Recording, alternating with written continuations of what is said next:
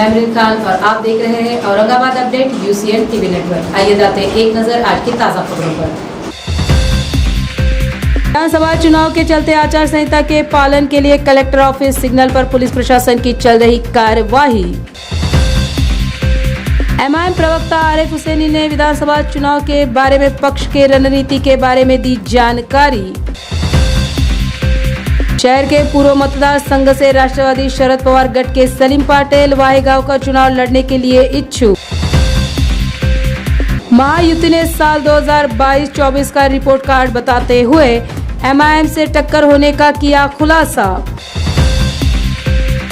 राष्ट्रवादी कांग्रेस अजित पवार पक्ष ने पक्ष विरोध में काम करने वाले आमदार सतीश चौहान को किया 6 साल के लिए निलंबित। आगामी विधानसभा चुनाव के चलते आचार संहिता लागू होने के बाद कलेक्टर ऑफिस सिग्नल पर पुलिस प्रशासन की तरफ से कार्यवाही की जा रही है।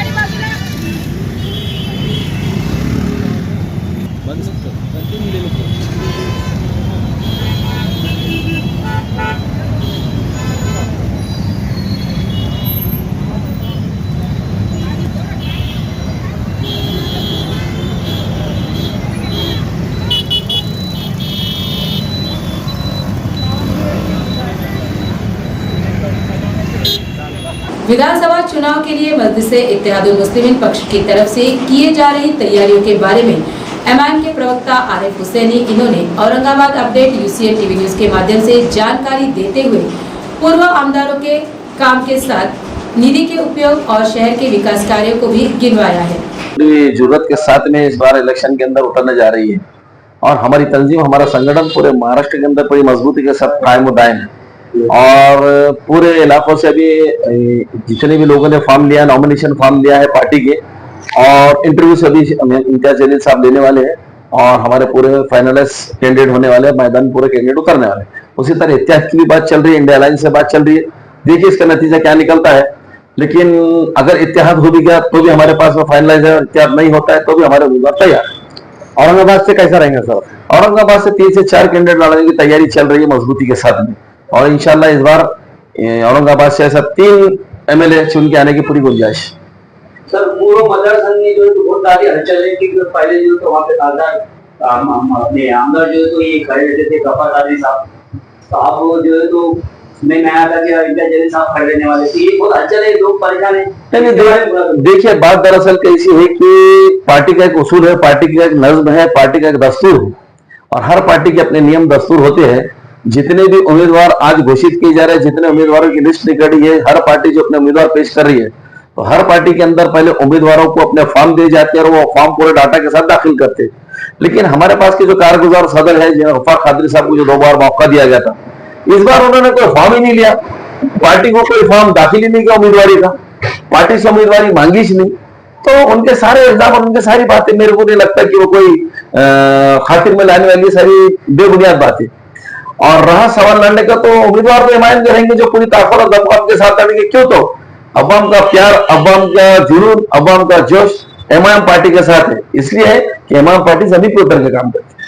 पूर्व से अतुल सावे आमदार थे, इनके 5 सालों में कैसा विकास हुआ अपने शहर? नहीं, अतुल सावे साहब 10 साल से आमदार रहे हुए हैं, लेकिन ये हमारे लिए खासतौर से विशेष करके मुस्लिम और दलित समाज के लिए ये बड़ी बदकिस्मती की बात है कि उनका मुझ चुन के आना, उनको वो चुन के आने के बाद में दलित और मुस्लिम वार्डों में विकास ही नहीं करना चाहते हो। उनकी मानसिकता अलग है, उनके वो भेदभाव की और जात पात की राजनीति पे काम करते हो। बातें तो इतनी अच्छी करते कि शायद फीका दिखता, लेकिन जमीन पे काम पूरा जहर के जैसा, एक भी काम नहीं करता। तो देखिए, ये पार्टी बीजेपी पार्टी जो पार्टी है, इसने पूरे देश के अंदर, पूरे मुल्क के अंदर, गोशे गोशे के अंदर पूरा जहर घोलने का काम कर रही है। ये धर्म की राजनीति करके लोगों के दिलों में नफरत पैदा कर रहे, बेवजह सिर्फ सत्ता हासिल करने के लिए मुल्क के ताने बाने को तोड़ रहे हैं। तो ये बहुत गलत बात है और इस तरह की राजनीति बहुत घटिया राजनीति। और ऐसी राजनीति को अगर कोई खत्म कर सकता है तो अवाम खत्म कर सकती है जो इनको वोट दे रहे हैं। अगर अवाम को भारतवर्ष को मजबूत रखना है, हमारी रियासत को मजबूत रखना है, हमारे मतदार संघ को मजबूत रखना है, तो ऐसी सोच और ऐसी फिक्र रखने वालों को खतः असेंबली तक और विधानसभा तक नहीं पहुंचना चाहिए।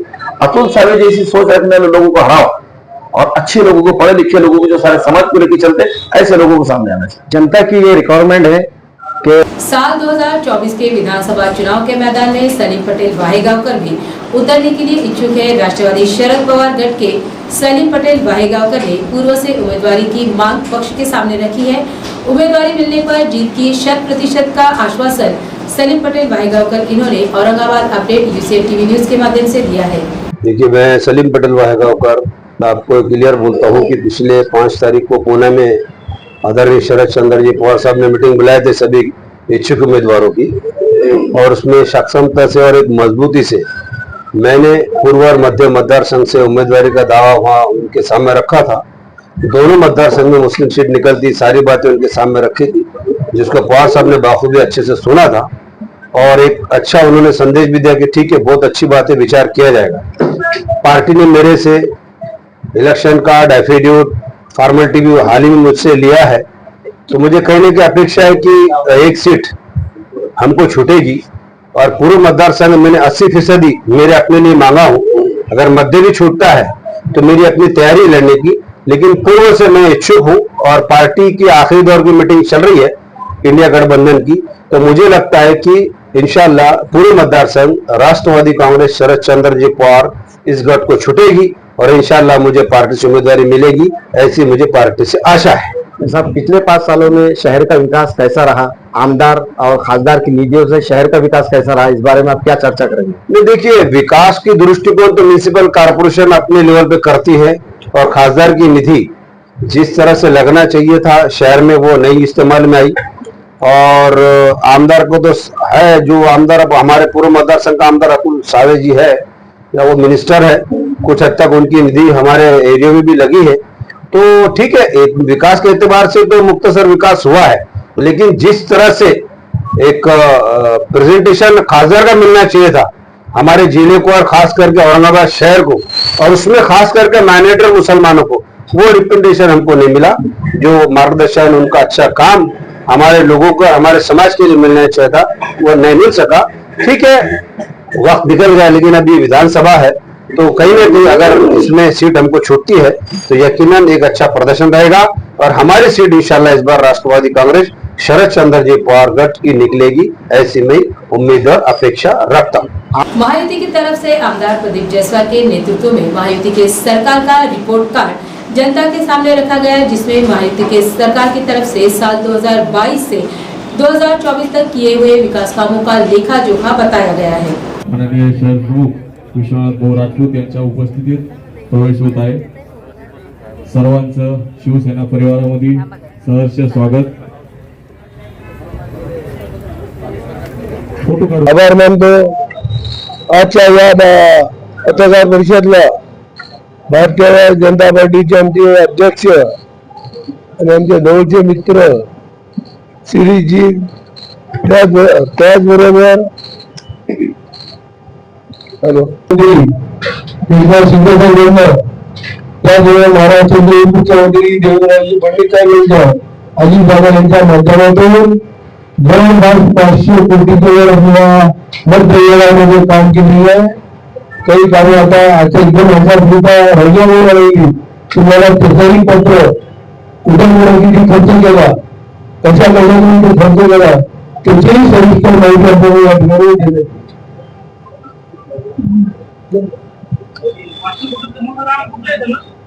आपण पाहिलं असं छत्रपती संभाजी महाराजांचा बांधकामाचा होतो आहे 5 कोटीचा, त्यानंतर बाबासाहेब आंबेडकर आहे त्यांच्या पुतळ्यावर 5 कोटीचा, त्याचबरोबर अनेक असे रोड आहे या ठिकाणी 7 कोटीचे, 3 कोटीचे, 2 कोटीचे, म्हणजे असे प्रत्येक ठिकाणी असे पुण्य बांधले 10 कोटी आपण मंदिरासाठी आणले होते. आपण पाहिलं असेल की प्रत्येक ठिकाणी हनुमान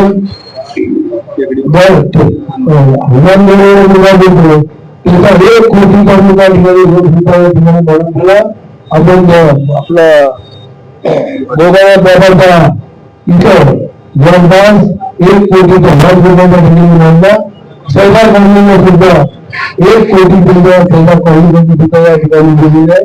काम करत असताना या ठिकाणी सर्व समाजाला बरोबर घेऊन सर्व पक्ष आणि आमच्या युतीच्या पक्षांनी एकत्र येऊन या ठिकाणी सेवा म्हणून सर्वांनी चांगलं काम केलं आणि त्याच्या बाबतीत सर्व जनतेमध्ये चांगलं संतोष मला एकूण मतदारसंघापैकी मतदारसंघाचा विकास झाला असेल तिथे राहायला अधिकार वाटतो. मी असं म्हणणार नाही की 100% विकास झाला आहे. काही पण 10-15% विकास बाकीच आहे.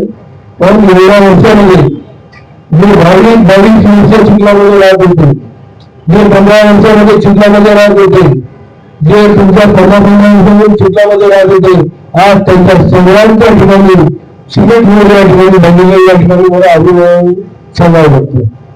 आपण जी घरकुलाची यादी सांगितली आता आजच्या राज्यातली सांगितली, पण शहरामधला आज एकही घरकुलाचा प्रश्न मार्गी लागलेला नाहीये. राष्ट्रवादी कांग्रेस अजीत पवार पक्ष ने पक्ष विरोधी काम करने पर मराठवाड़ा पदवीधर मतदार संघ के आमदार सतीश चौहान इन पर 6 साल के लिए निलंबन की कार्रवाई की है। राष्ट्रवादी कांग्रेस अजीत पवार पक्ष ने पक्ष विरोधी काम करने पर मराठवाड़ा पदवीधर मतदार संघ के आमदार सतीश चौहान इन पर 6 साल के लिए निलंबन की कार्रवाई की है। राष्ट्रवादी कांग्रेस अजीत पवार पक्ष ने पक्ष विरोधी काम करने पर मराठवाड़ा पदवीधर मतदार संघ के आमदार सतीश चौहान इन पर 6 साल के लिए निलंबन की कार्रवाई की है। मराठा आरक्षण योद्धा जरांगे पाटिल के बारे में विवादात्मक वक्तव्य करने पर भाजपा पदाधिकारी संजय केनेकर के शहर कार्यालय पर जरांगे समर्थकों ने हल्लाबोल किया। मराठा बांधवों ने आक्रामक रूप धरते हुए जोरदार घोषणाबाजी भी की।